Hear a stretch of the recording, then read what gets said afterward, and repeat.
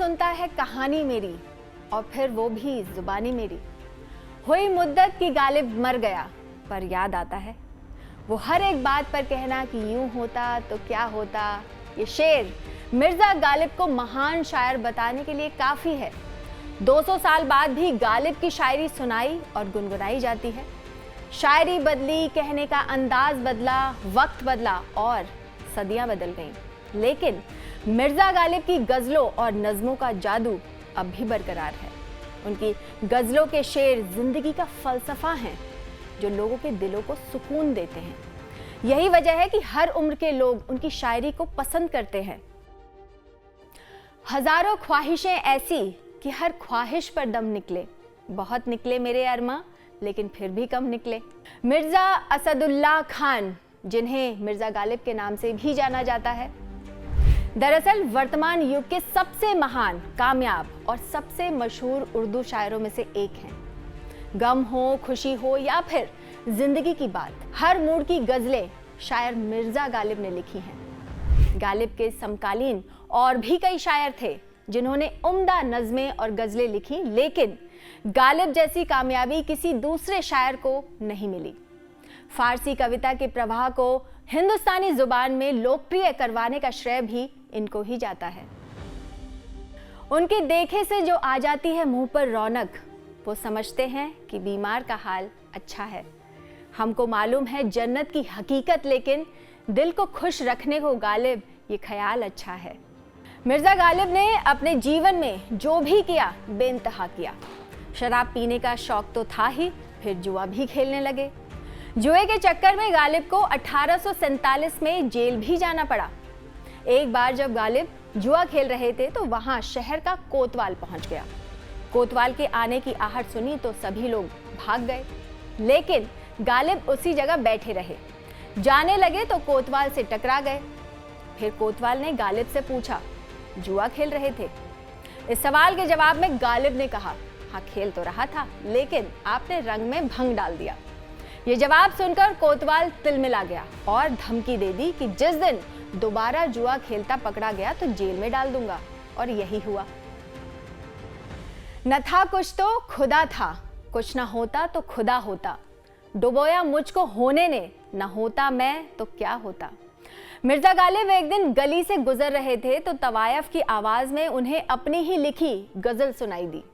फिर क्या, गालिब ने कोठे का रुख किया। दिलचस्प बात यह थी कि वो कोतवाल भी उसी कोठे पर तवायफ से मिलने आता जाता था। समय बीतने के साथ उनके और उनकी गजल गाने वाली तवायफ के बीच की दूरियां भी कम होने लगी थी। लेकिन जब कोतवाल को इसका पता चला तो उसने तवायफ को वहां से चले जाने पर मजबूर कर दिया। गालिब को तवायफ का इस तरह चले जाना खूब खला। कहा जाता है कि उस तवायफ की याद में भी गालिब ने कई गजलें लिखी। आह को चाहिए एक उम्र असर होने तक, कौन जीता है तेरी जुल्फ के सर होने तक। उर्दू फारसी के महान शायर मिर्जा गालिब बेहद बिंदास जिंदगी जीते थे। धर्म को मानते थे, लेकिन इतना कि वो उनके जीने के तरीके को प्रभावित नहीं करे। गालिब की सबसे अच्छी और काबिले गौर बात यह थी कि उन्होंने खुद को हिंदू या मुस्लिम से ऊपर रखा था। मिर्जा गालिब को ना तो माथे पर टीका लगाने से और ना ही आरती से परहेज था और ना ही पूजा का प्रसाद खाने से। कहा जाता है कि वो एक दिवाली की रात अपने किसी हिंदू दोस्त के घर मौजूद थे। पूजा के दौरान पंडित ने गालिब को छोड़कर सभी के माथे पर टीका लगाया। इस पर गालिब ने ऐतराज जताते हुए कहा कि पंडित जी, मुझे भी लक्ष्मी जी का आशीर्वाद चाहिए, टीका लगा दें। इस पर पंडित ने उनके माथे पर भी टीका लगा दिया। आईना क्यों ना दूं कि तमाशा कहें जिसे, ऐसा कहां से लाऊं कि तुझसा कहें जिसे। गालिब, बुरा ना मान जो वाइज बुरा कहे, ऐसा भी कोई है कि सब अच्छा कहें जिसे।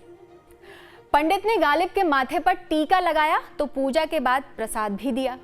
हिंदू दोस्त के घर से निकले तो गालिब के हाथ की ओर इशारा करते हुए एक मुल्ला बोले कि मिर्जा साहब, अब दिवाली की बर्फी खाओगे? ये सुनकर हाजिर जवाब गालिब रुके और पूछा कि क्या बर्फी हिंदू है? इस पर मुल्ला बोले, और नहीं तो क्या। ये सुनकर गालिब ने पूछ लिया कि इमरती हिंदू है या फिर मुसलमान। ये सुनकर मुल्ला चुप हो गए, क्योंकि उनके पास कोई जवाब ही नहीं था।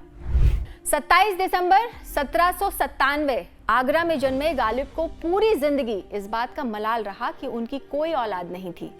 बीवी उमराव ने कई बच्चों को जन्म तो दिया, लेकिन कोई भी जी नहीं सका। मिर्जा गालिब को पूरी जिंदगी औलाद की कमी खलती रही। गालिब की 7 संतानें हुई, लेकिन उनमें से कोई भी कुछ महीनों से ज्यादा जिंदा नहीं रह पाई। उनका ये दर्द उनकी गजलों और नज्मों में भी नजर आता है।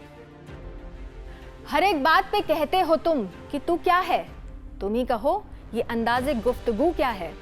रगों में दौड़ते फिरने के हम नहीं कायल, जब आंख ही से न टपका तो फिर लहू क्या है।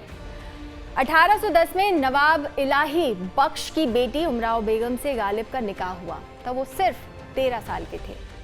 मोहब्बत से लबरेज गालिब को अपनी पत्नी से बहुत लगाव था, लेकिन उनका रिश्ता कभी मोहब्बत की दहलीज को पार नहीं कर पाया। कहा जाता है कि गालिब को मुगल जान नाम की एक गाने वाली से काफी लगाव हो गया था। उस दौरान पुरुषों का नाचने गाने वालियों के पास जाना आम था, इसलिए जब मन करता वो मुगल जान के पास जाया करते थे। ये भी सच है कि मुगल जान पर जान छिड़कने वाले वो अकेले नहीं थे। उस समय का एक और शायर हातिम अली महर भी मुगल जान से इश्क करता था। मुगल जान ने जब ये बात गालिब को बताई तो उन्हें गुस्सा नहीं आया। इससे पहले कि गालिब और हातिम के बीच झगड़ा या विवाद बढ़ता, मुगल जान की जान निकल गई, यानी कि मौत हो गई। जाहिर है कि हातिम और गालिब दोनों मुगल जान की मौत से दुखी हुए। मुगल जान के दुनिया से जाने के बाद गालिब की जिंदगी में एक और महिला आई। वो एक इज्जतदार घराने से थी। ऐसे में समाज की बंदिशों और बदनामी के डर से उसने सुसाइड कर लिया। इसके बाद गालिब दुखों के सागर में डूब गए। उनकी याद में उन्होंने हाय हाय नाम की गजल भी लिखी। दिले नादा तुझे हुआ क्या है, आखिर इस दर्द की दवा क्या है। मैं भी मुंह में जबान रखता हूँ, काश पूछो कि मुद्दा क्या है। गालिब हाजिर जवाब शायर थे। उनका सेंस ऑफ ह्यूमर गजब का था, जो जवाब देने में जरा भी देर नहीं लगाते थे।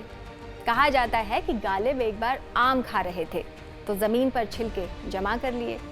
वहां खड़े एक व्यक्ति ने उन छिलकों को अपने गधे को खाने के लिए दिया, लेकिन गधे ने वो छिलके नहीं खाए। इस पर गधे के मालिक ने गालिब का मजाक उड़ाते हुए कहा कि गधे भी आम नहीं खाते। इस पर गालिब ने अपनी हाजिर जवाबी का परिचय देते हुए कहा कि हाँ, गधे ही आम नहीं खाते हैं और भी दुनिया में सुखनवर बहुत अच्छे। कहते हैं कि गालिब का है अंदाज़े बयां और